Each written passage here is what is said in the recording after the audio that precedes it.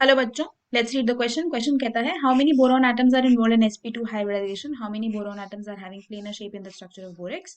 How many boron atoms are involved in sp3 hybridisation. तो इस question में आपसे बोरेक्स के बारे में ही पूछ रहा है। तो इस क्वेश्चन में की कॉन्सेप्ट हमारा बोरेक्स ही रहेगा।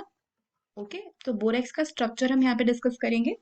बोरेक्स एक बोरॉन का कंपाउंड है which dissolves in water. It is a soft and colourless compound.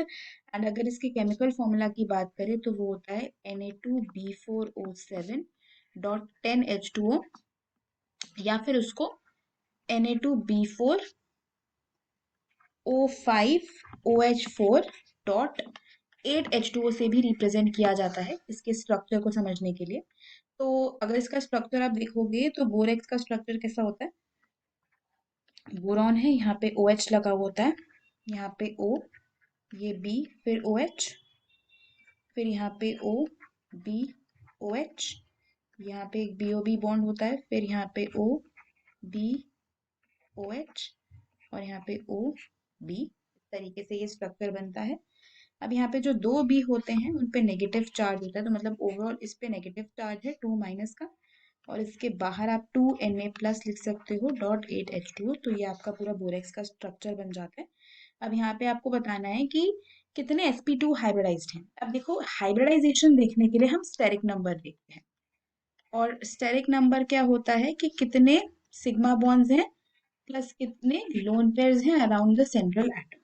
हाँ, तो अब इस बोरॉन की बात करते हैं, तो इसके आसपास 4 सिग्मा बॉन्ड्स बन रहे हैं, तो ये स्टेरिक नंबर इसका आ जाएगा 4, और 4 स्टेरिक नंबर का मतलब है 4 ऑर्बिटल्स इन्वॉल्व हैं हाइब्रिडाइजेशन में, एक एस और 3 पी, तो इसकी हो जाएगी sp3।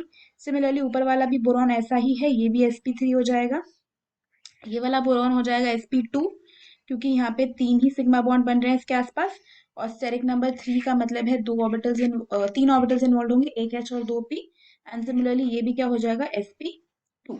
तो अगर आप क्वेश्चन को देखो तो ए पार्ट क्या होगा, कितने बोरॉन एटम sp2 में है, 2।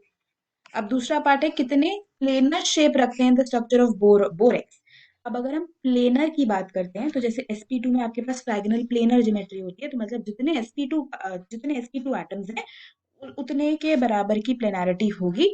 तो कितने बोरॉन एटम्स की प्लेनर शेप है, 2 की ही, क्योंकि 2 ही sp2 वाले हैं। सी पार्ट की बात करते हैं तो कितने बोरॉन एटम्स sp3 में इन्वॉल्व हैं, तो दो, 2 sp2 2 sp3। तो ये इस क्वेश्चन का जो है आंसर हो जाएगा। Hope you understood it well, best of luck.